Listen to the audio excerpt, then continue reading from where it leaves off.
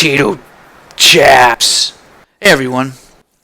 So the last time I left off, it was a pretty nasty situation. It was a little unfortunate, but in the end, it actually ended up being a really big positive because it gave me a chance to just kind of sit there. I spent yesterday just reevaluating everything that I've been doing with QTCharacter and how I'm storing things on the character, and and I also went through and made sure that I'm going in the right direction, because when I look at the old stuff and what I was already doing before, it actually wasn't the right direction. There's far better way to do it, and I'm going to explain everything that I changed. So the first thing, inventory is actually a thing. It's not just a whole bunch of stuff that's stored on your character and you just turn it on with true or false. And this is a really big important one. Alright, let's take a look. Alright. So right away, if you're looking at the folder structure, you'll see that I made a whole bunch more folders for every object. I've even... Oh, this doesn't need to be here anymore. So you'll see armor is now... It has a struct, it has a base class. You remember how I was doing the base class for like projectile? There's a base class for that, right? There's base class for all the weapons and stuff. And you notice that I even actually went ahead and I made 2 of the weapons. And there's still a base class. Well, these are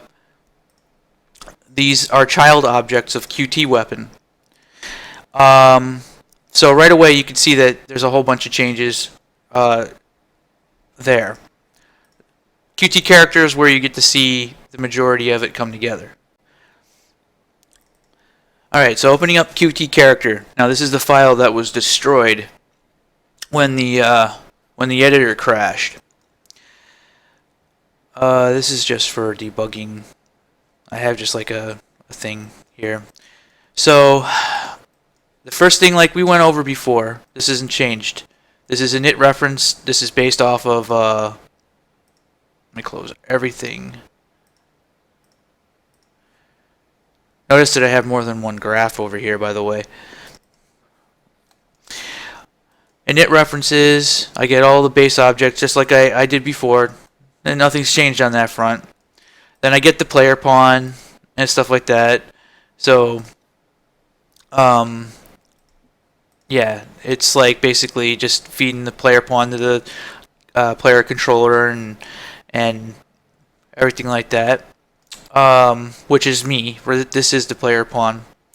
Okay, so this is where things start to get different. Now, if you look in the references, inventory, and base attributes, you're going to see a lot of really big differences on this front. And the reason why this is different is because this is the heart of everything that's changed. Now, if you remember, I had a bunch of true-false booleans, whether or not you had the gun. Garbage. Don't do it that way.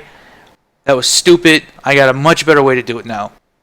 I ended up just experimenting with actually just working with arrays and inventory arrays. Basically, that's it. Inventory arrays. So, looking at all this stuff right here, right? We got, you'll also notice too that the only attributes that I bothered to keep on the player pawn are directly related to the player pawn's internal workings. Like, that's my health and how much my super health can be is, you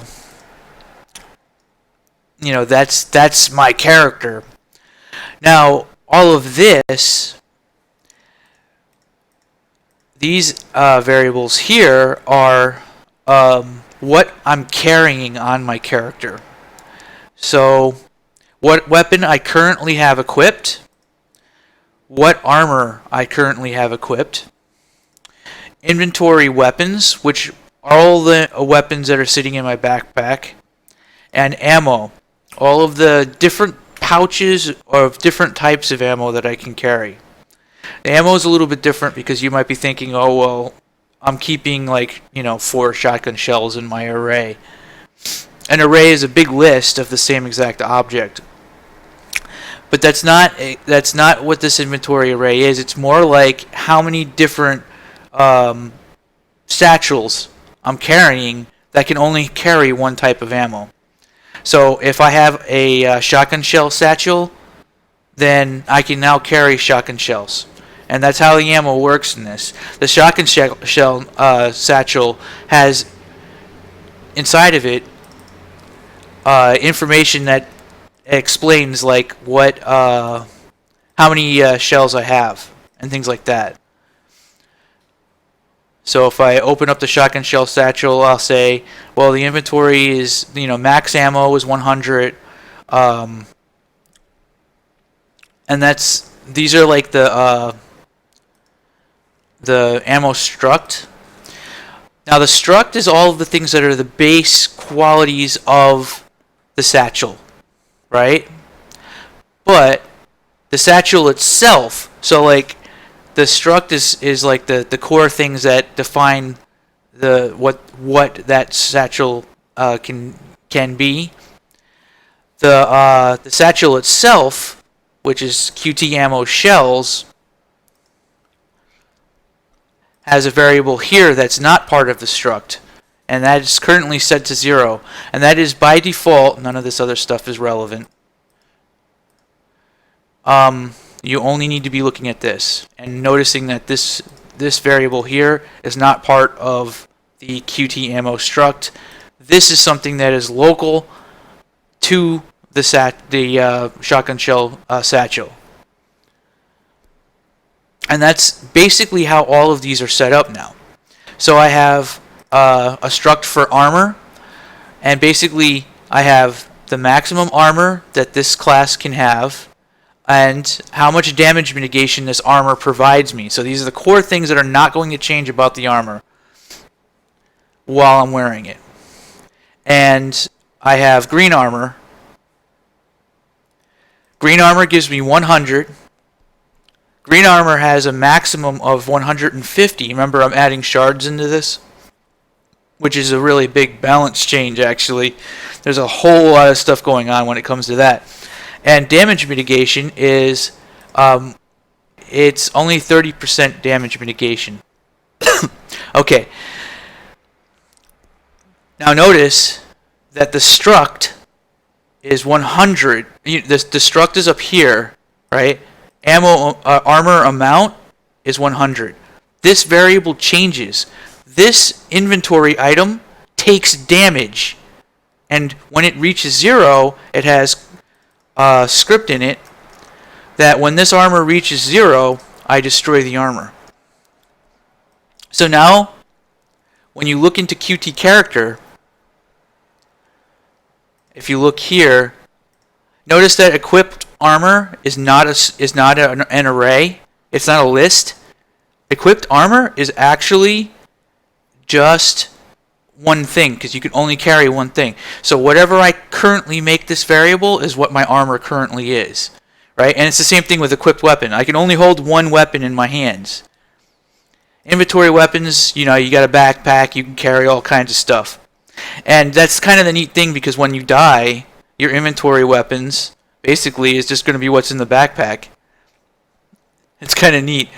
I mean, I could even do something weird like the weapon that you currently have equipped falls to the ground, but the backpack, everything that you didn't have equipped is what ends up. I won't mess with that. I'll just have everything that you have, even in your inventory, get transferred immediately to the backpack. It'll be interesting to see backpacks again. So you could see I completely restructured it.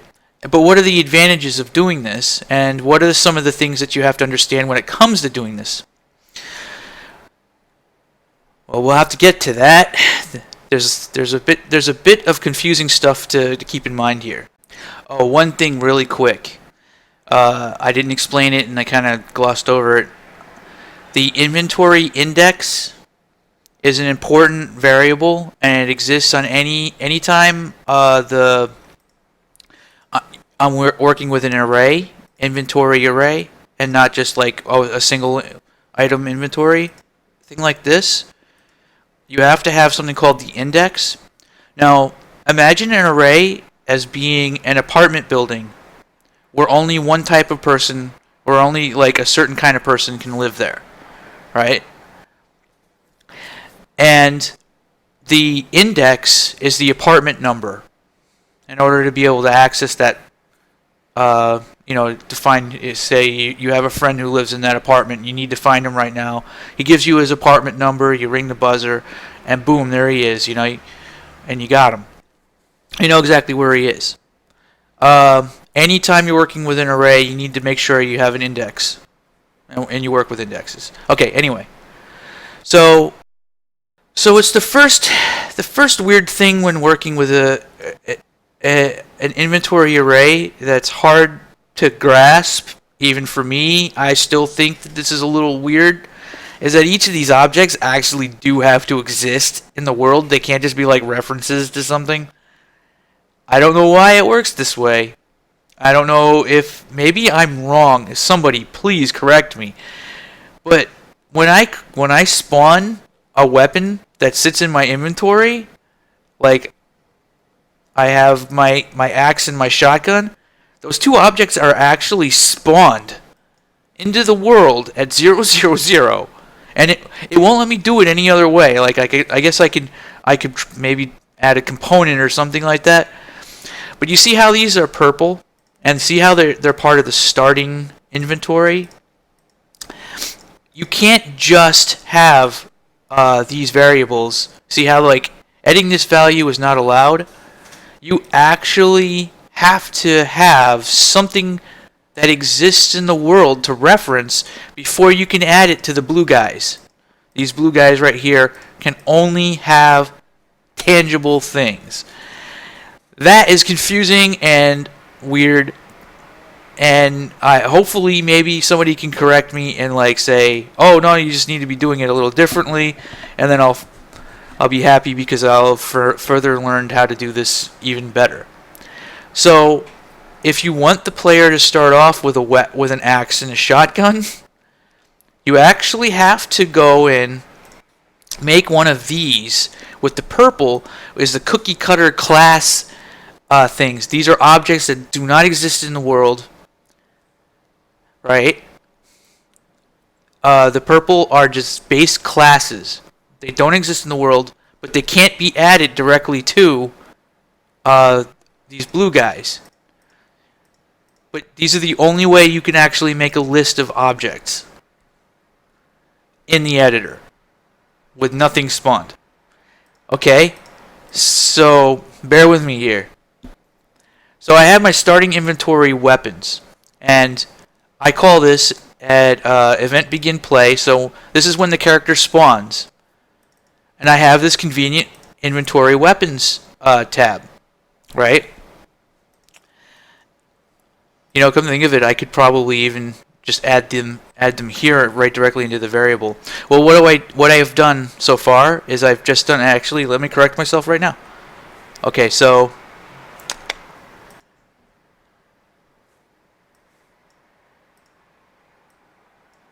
get rid of this. This actually makes things a little bit simpler, and you get to see me do it. I did a lot of stuff on Sunday, just experimenting. So I create 2 pins, right? And since this inventory is related to QT weapon, which is the base class of the other 2 weapons, remember I said that the other 2 classes are the child objects? Alright, so with QT weapon, it now says axe and shotgun. What the hell was that? Your computer's making that sound? Apparently the people upstairs have decided to build a couch from scratch. I don't know what the fuck they're doing, but anyway, I don't want to add 2 axes to my inventory, which actually wouldn't work because both these weapons have indexes. So if I add axe twice, it'll just add it right back into the same index. If you don't specify an index, like you can work with arrays in multiple ways. Like if I just want to have a big inventory array that works kind of like in an MMO, and it just like drops loot into the most, I could just use a command called add, and it'll just pop it in, and I wouldn't have an index. In those cases, the index would actually just be like grabbed automatically.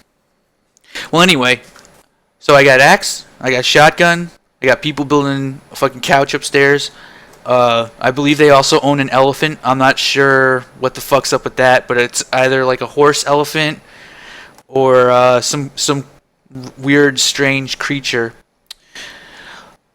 And I'm going to do the same thing that I did before with this. Okay, well, before I get ahead to that. So, this right here is 2 starting weapons, right? And it goes for each loop. It spawns these actors at the center of the world. Now, these actors don't have any collision. There's nothing that can interact with them. They're just these objects that exist in the world right now, and that's it. They're tangible objects that have their own stats and everything like that, right? I spawn it at 000, then I grab info about it to figure out what its index is, and then I insert the weapon into the index into the array based on whatever the index is for that object, right? So now my inventory array now has a spawned axe and spawned shotgun. Now I need to do the same thing with ammo. So I have to grab my ammo array, go like that. Okay. So now notice that the array has nothing in it. Well, there are 4 ammo types in Quake, and that is shells, nails, rockets, and cells. There you go. Alright? Now the for each loop, basically, it does exactly what it sounds like. For each index in the array, it performs this. And when it's completed, that's when it goes to the next thing, which is a starting inventory armor, which is not an array. It just spawns it once. There's no need to go through the extra steps, just like I did up here. You can just do it once and you're good. So, I grab the ammo. Now, here's the weird thing about ammo and why it's different from the weapon. The weapon, once it's added to the inventory, it does everything that it's supposed to. In the case of ammo, I'm just adding the satchels. If you remember, I explained that before. I still don't have any ammo. I've added all the different satchels that can contain the containers that can hold the ammo types, but I haven't added ammo yet. And then it goes through all 4 of those, and it's super easy for you to be able to just add another type of ammo. If you want to add something new, you can totally do it. Once completed, it goes down here, and now I'm looking at starting inventory for armor. Alright.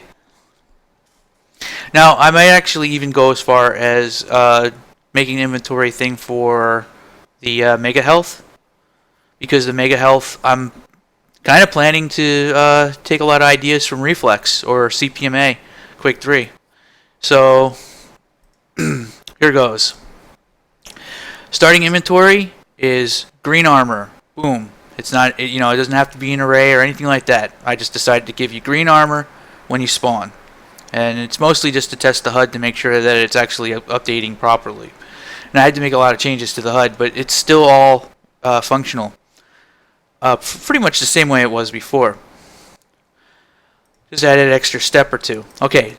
And then equipped armor, and now I'm done with this function. So I added guns, ammo, satchels, not the bullets. I added ammo, satchels, and then I added armor. Okay, so the next step after starting inventory is to begin adding ammo, the actual ammo to each of the satchels.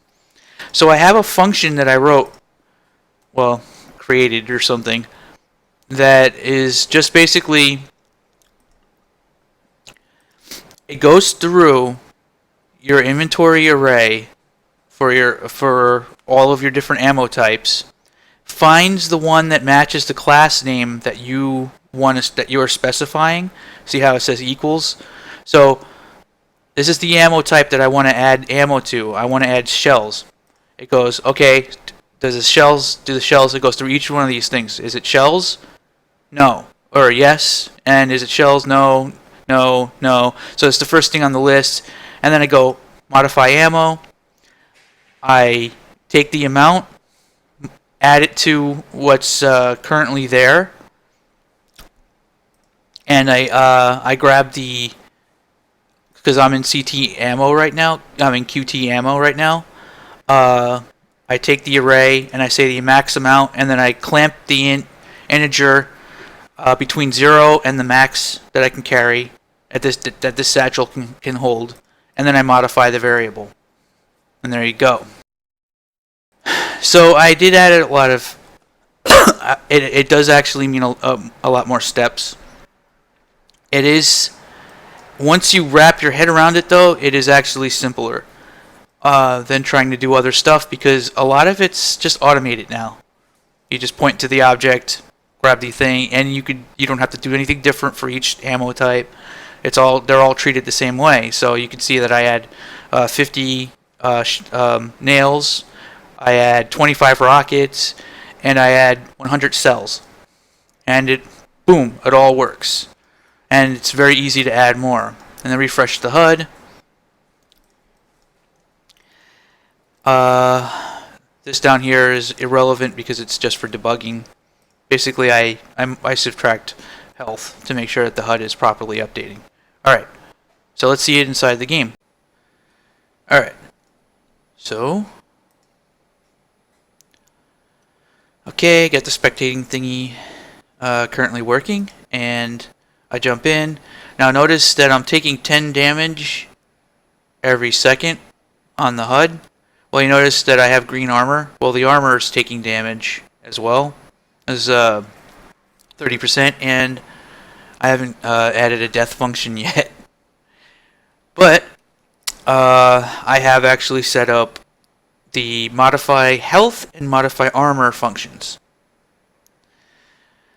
Modify armor is usually going to only just be damage, because the only time I'll be adding armor, well, actually let me take that back, because of shards that changes everything. There will be points in time where I'm not just replacing one suit of armor with another. When I fire my gun, I'll go into detail about, see the little red things? I'll go into detail about that in a second. Well, probably a little longer than a second. But my current weapon subtracts ammo for every single gun.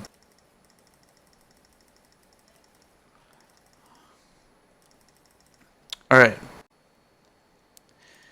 Okay, so if you go in... Oh, I said okay, so... If you go into the Actions tab, graph, you will see that this is where I'm putting all of the things like impulse. See how like it's gonna switch your weapons and stuff like that.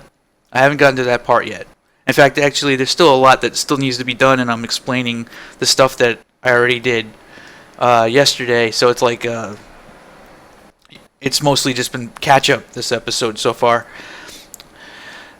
Now here you'll notice every time I fire the weapon, it's an action that happens on the server, right?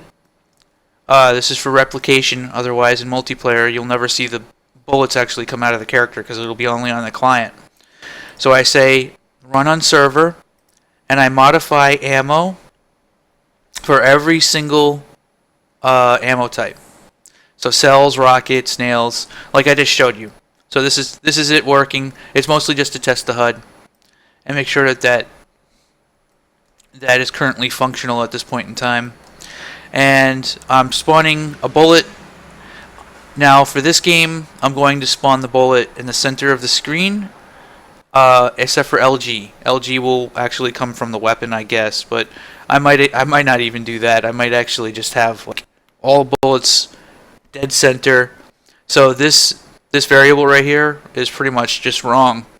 I want the bullets to actually come from that vector. That rotating vector is going to have to be the center of the screen. But this is where all the bullets are being spawned and everything like that. And then the weapon fire sound, which is now not on the server, otherwise nobody will be able to hear you. And this is a multicast, which means that the server tells every single client that I fired my gun. And now everybody can hear that sound effect. I think that pretty much sums up the majority of all the new stuff, all the major changes. Now let me go over the objects themselves for the inventory stuff. So in the case of all of these sub-objects, I have inventory stuff, right? You'll notice that with the weapon, like the shotgun, I have projectiles. I haven't created any extra projectiles yet. I'm still using the QT projectile base. And if I go into QT projectile base, you'll notice that I spawn an object where it hits something that is called impact effect, right? And all the impact effect is an object also with a struct. It has a lifespan and a sound effect, right? Those are things that are not going to change. It's the same exact process for every single one of these objects. From the ammo type, the explosion works exactly the same way. It has a struct with all of the stuff that's not going to change during it. Its lifespan, and then the explosion itself, which I haven't modified yet, but you can see what I did with the impact effect. It grabs from the struct, the lifespan, delay, and then it destroys itself after whatever is in that struct for the lifespan. That many seconds, it destroys itself. So these objects now I'll have like impact effects for the grenade launcher. Might be sparks when the grenade hits the wall. I might have bullet puffs, or make the you know when the shotgun shell, like I fire my shotgun and it might have like sparks that are unique to shotguns and things like that. This object's going to be that. And using the array, using the struct, I can specify all of the different effects and everything's in place. But right now, it's just a circle. It's a little red circle. No fancy art. But you can take that red circle out and put anything you want and have it point to it and make child object. So create child blueprint class and say QT shotgun puff.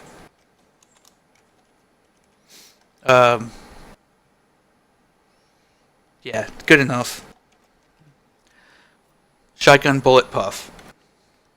Right?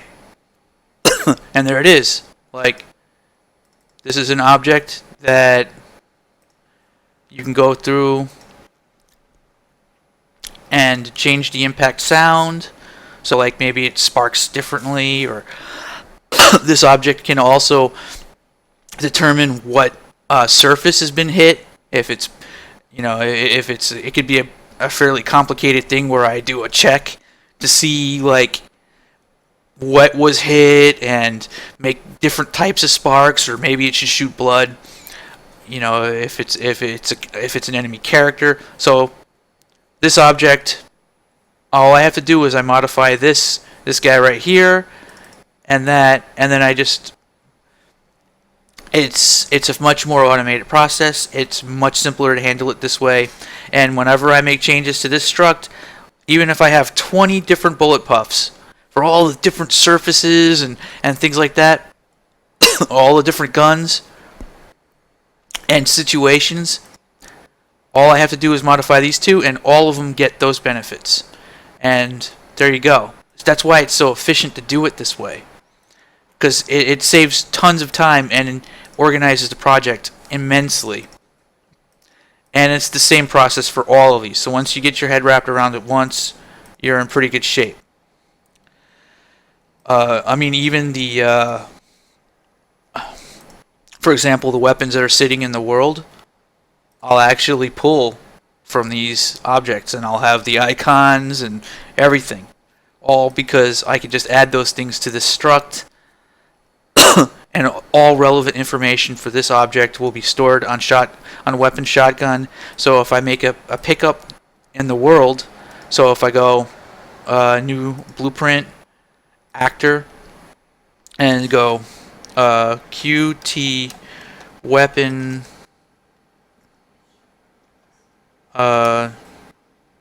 super shotgun, I go here and I base it off of this the super shotgun object, and I can grab all the information off of that object very easily. Oh yeah, I guess while I'm at it, I might as well go structure, as it'll be like QT, yeah, weapon shotgun, right? And it points directly to the class, and then it will have to have its own inventory. It's a little trickier, but once you get used to the process, there you go. Okay, all right.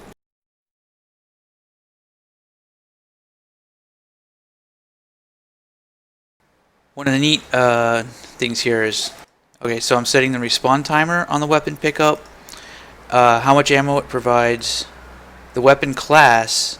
Now, one of the things that's neat about the weapon class is on the object itself, if I go, see, I ended up having to redo it a little bit differently from what I was just showing a second ago. So instead of weapon pickup, it would be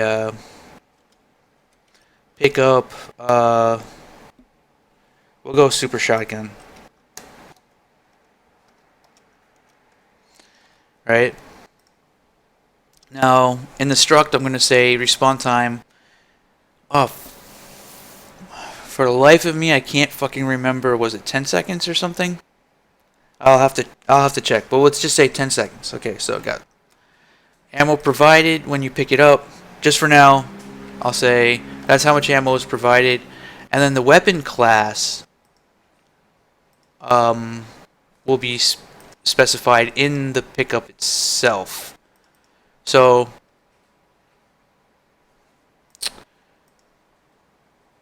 alright, that's the struct right there. Let me recompile. Okay, there it is. And I go weapon super shotgun. Boom. Alright. So the neat thing about weapon super shotgun right here is that if I grab this struct, get it, and pop it open, I split the struct pin, I can very easily grab all the information that class has.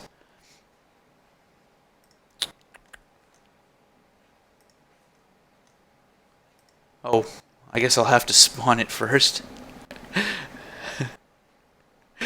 Okay, hold on 1 second. Okay, I was doing it the right way. It's just confusing to remember all the steps. So I go weapon pickup info class, boom, right in the spawn actor. I spawn the thing at 000 again. So strange. And then I add it to weapon, which is basically an inventory with one slot, right? And this weapon can then be used to figure out things like, well, I can open up the struct that's sitting inside of that object. So I get this struct, and then I could pop this struct open, Now I have access to the original weapon struct. In which case I can grab the weapon model. So now I have the weapon model, and then I I can make sure that the weapon model looks correct here, and it's all just accessing the same exact object. I can also specify weapon ammo type, right? So that's the ammo class that I'm going to look for on the player when I go to change what kind of ammo you get when you pick the gun up. And the same thing that works for the ammo pickups. It's just so pretty much everything's kind of just spiderwebbed in this way. And then I'll have things like the respawn time. Well, the respawn time can't be part of the struct because the respawn time is changing. But the initial spawn timer. But if I make a this time respawn delay,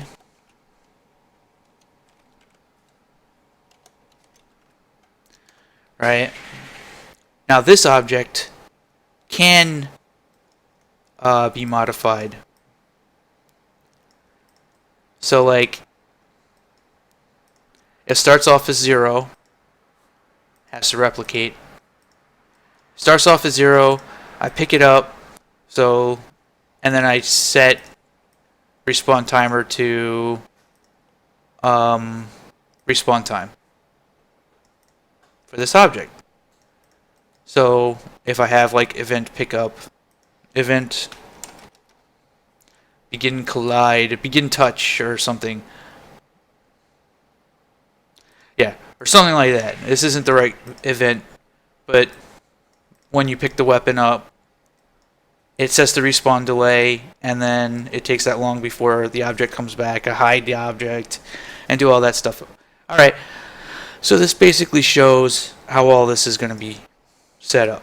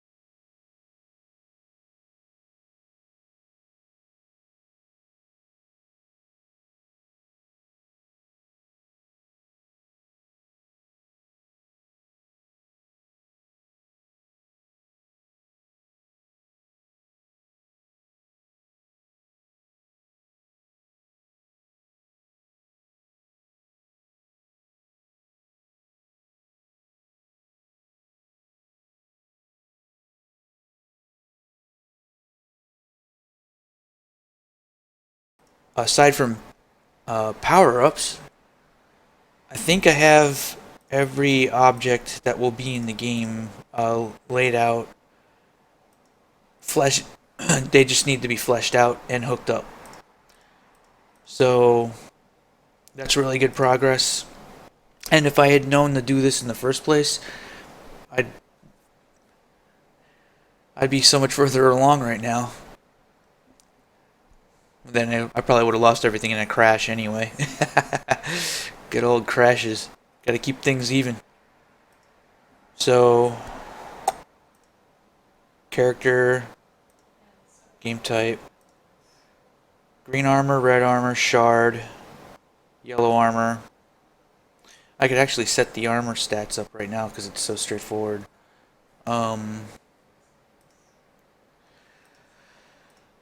Let's see, red is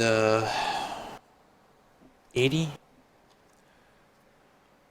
Armor amount 200.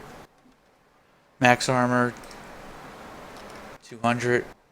Okay, that's 80. That's red.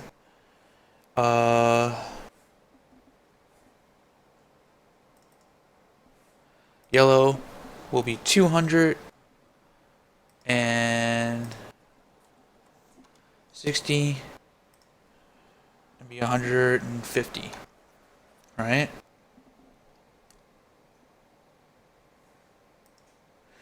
Fuck it.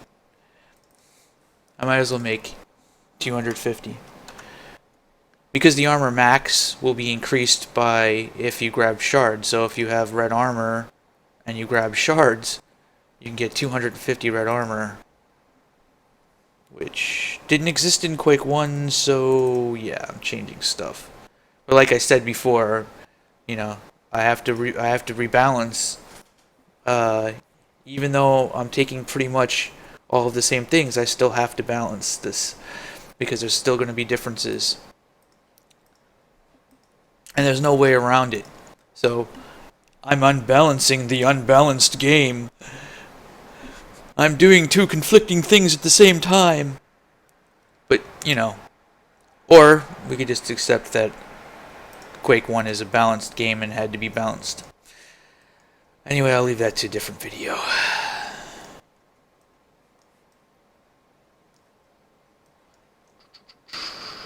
Alright. Yep, all the ammo pickups. A lot of these will be really fast to hook up because like ammo's already set up. I just gotta do the hookup for it. And for the vast majority of these changes, I guess respawn time. Oh wait, what am I doing? That's not even necessary for this. The ammo pickup would be, yeah, it would be like respawn time. Alright, I think I'm going to call it a night. Well, I hope this was informative and I didn't ramble too much. I think I did. So, damn it. I think I'm going to call it a night for now. You're watching Castle Does, and this shit's going to be like ready to play this week because all I got to do is just flesh these out. So, there should be some pretty good progress, unless it crashes on me again. But I'm backing I'm backing everything up. So you're watching Castle Does, and I hope you enjoy. See you again soon. Very soon.